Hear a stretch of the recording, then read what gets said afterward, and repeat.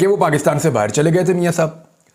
तो एक तो डील करके पाकिस्तान से मियाँ साहब बाहर गए, और बकौल शाहिद अफरीदी के जो एनआरओ है या डील है, ये इदारे देते हैं। वज़ीर आज़म का कोई इख्तियार नहीं होना चाहिए। शाहिद अफरीदी साहब को जिसने भी ये बात बताई, बात तो उसने ठीक बताई, लेकिन ये करने वाली बात नहीं थी। लेकिन शाहिद अफरीदी साहब का एक वो है नहीं, सियासी दिमाग नहीं है, तो उनको आइडिया नहीं था कि वो क्या बोल रहे हैं। जो किसी ने उनको बात सुना दी, किसी ऑफिसर ने या किसी बंदे ने, वो उन्होंने आगे टीवी पे बोल दी।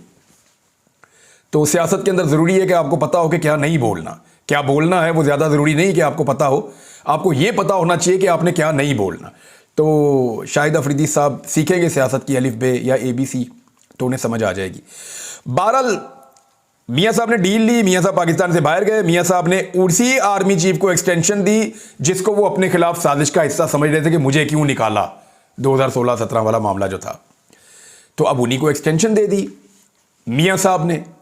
तो जब एक्सटेंशन दे दी तो फिर गिला